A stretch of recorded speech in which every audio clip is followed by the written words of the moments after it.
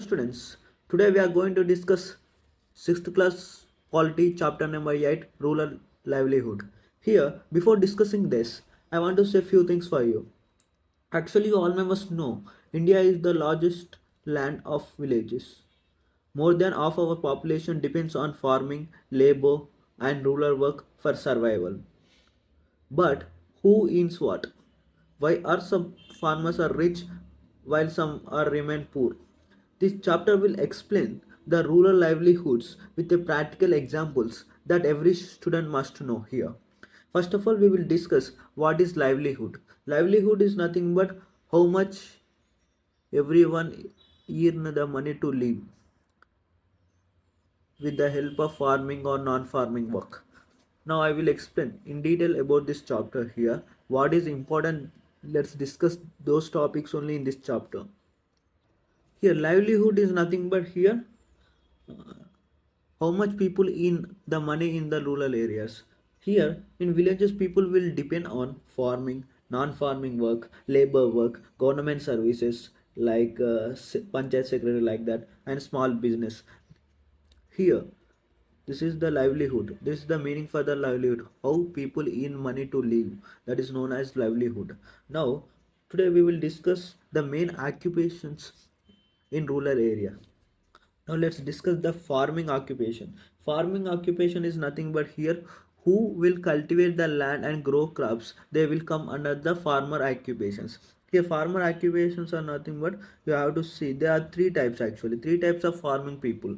One is agricultural laborers, small and marginal farmers, big farmers and landowners. These are the three types. Now let's discuss about these three types in detail after some time in this video only. Now what are non-farming occupations? Non-farming occupations is nothing but here labors, laborers in shops, constructions, factories.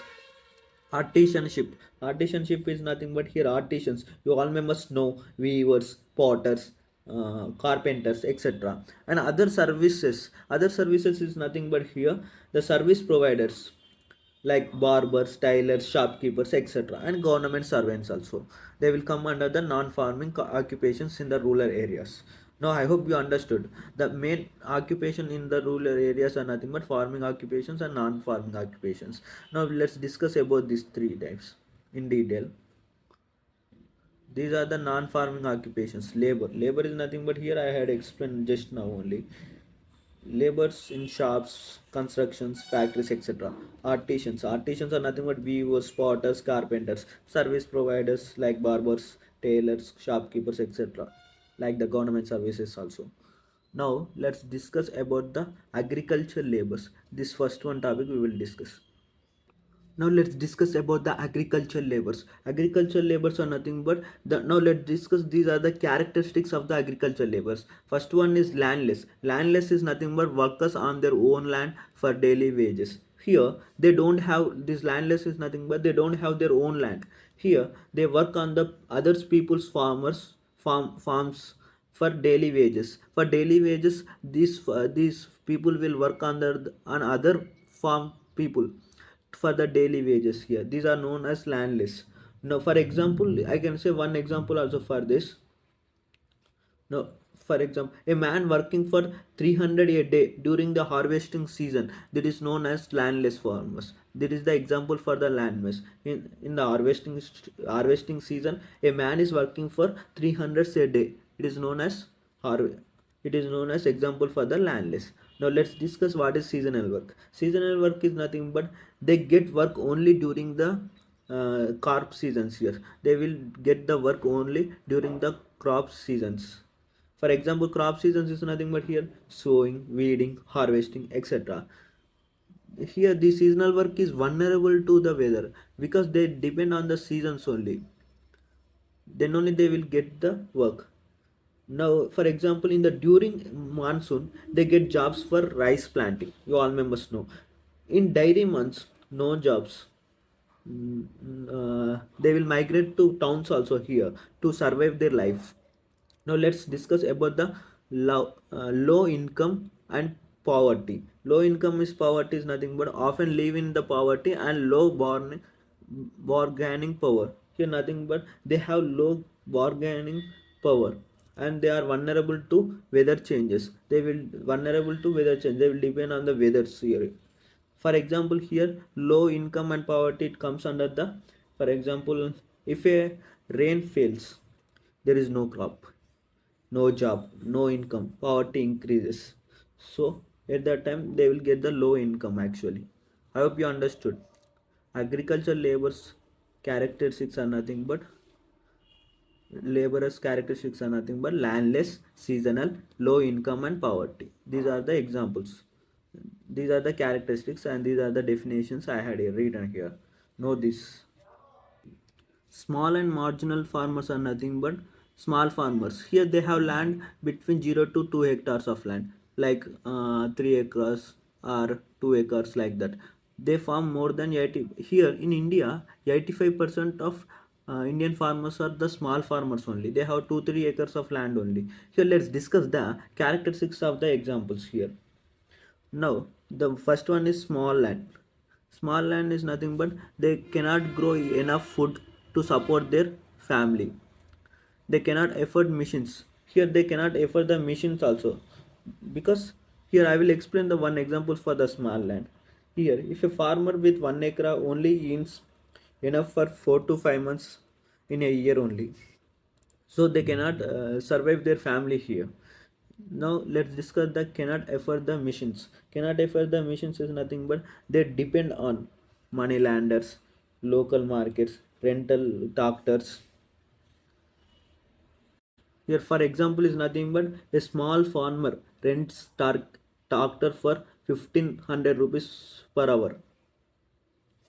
I hope vulnerable to price shocks.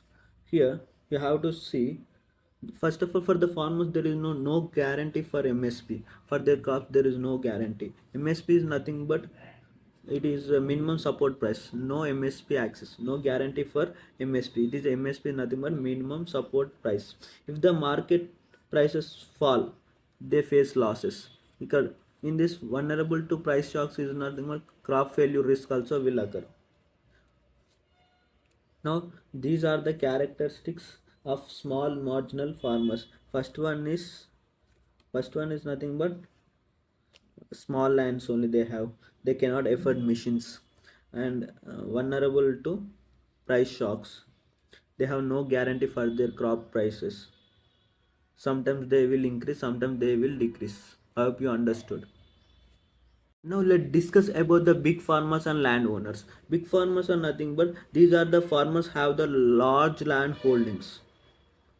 Now the characteristics of the big farmers we will discuss. Own large land holdings, hire the laborers, influence the markets. Here let's discuss.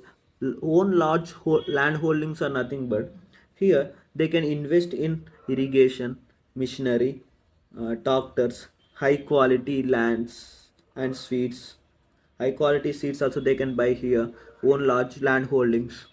For example, if we discuss a farmer with 25 acres grows paddy, sugarcane using drip irrigation here. He will use drip irrigation and he will grow 25 acres of land with paddy and sugarcane. I hope you understood. Own large holdings are nothing but they can invest in irrigation, machinery, tractors, high quality seeds here only. They don't depend on anybody. High laborers. Here nothing but they employ multiple agriculture labors. For example, these big farmers will employ the multiple agriculture laborers. For example, here big farmer will hire 10 to 15 workers during the harvest. Here the hire laborers hold the local powers and in economic and political. These big farmers will involve in the rural politics also here mainly. The big farmers. Here we will discuss another one characteristics here in this big farmers and landowners influence the markets. Here it is nothing but control access to the land and water resources. Here because of the money plus land they can hold the powers. And here I will explain here influence the markets and local politics also. They will involve in the local politics also. The big farmers here. because of the huge money and land, they will hold the farmer power also. Here these farmers will involve in the politics also. Here, for example, we will discuss a village sarpanch or cooperative society leaders is usually a big farmers only in the villages. You all must know that. Here, who has the huge land and huge money, they will go to the politics in the rural areas, and they will control. They will get power to control the villages also. Now here, these three are the characteristics of the big farmers here. Own large land holdings, hire the laborers. Hire the laborers are nothing but hiring the more laborers for harvesting here like that. Influence markets and local politics. Who has the huge money and land, they can go to the politics and they will take the power here. Now let's discuss about the non-farming livelihoods. Non-farming livelihoods are here. These are the very important for the rural economy here. First one is artisans. Artisans are nothing but traditional craft workers. For example, potters. Potters is nothing but make the pots and dyes. Weavers are nothing but they will make the saris and handlooms. Blacksmiths are nothing but they will make the agriculture tools like that. Carpenters are they will make furniture. You all members know that. Now service providers nothing but they will run the small businesses and shops. These service providers they will run the small businesses and shops. For example, barbers. You all members know. Tailors, shopkeepers, and electricians, auto drivers, etc. Now let's discuss other one here. Migrant workers is nothing but people who will migrate to cities to work. Those are known as migrant workers. For the construction, they will work in the constructions, they will work in the urban factories. For examples, I will say construction laborers in the Hyderabad, factory workers in Bangalore, and brick clean workers. They will leave the villages due to the lack of jobs to survive their family.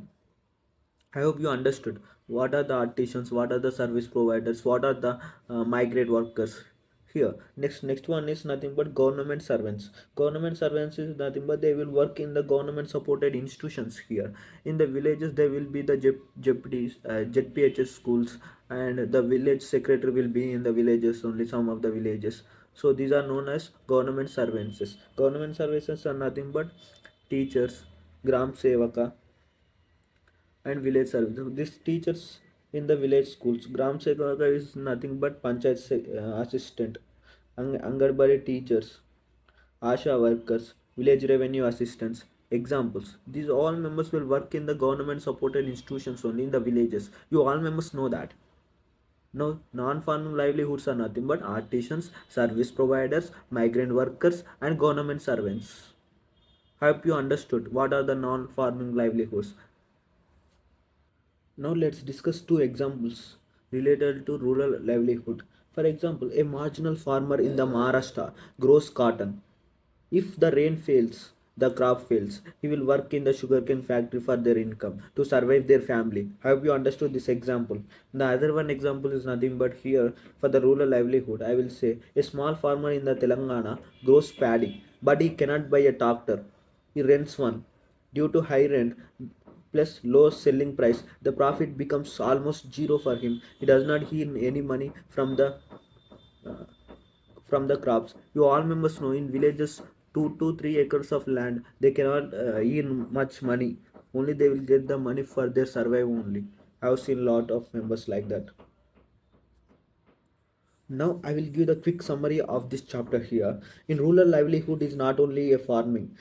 India has the landless laborers, small farmers, big farmers, artisans, service providers, migrant workers, and government employees. Farming depends on the land size, weather, and markets here. Non-farm jobs helps the people to survive when farming fails. This complete picture is the rural livelihood. How the people will live in the rural livelihood.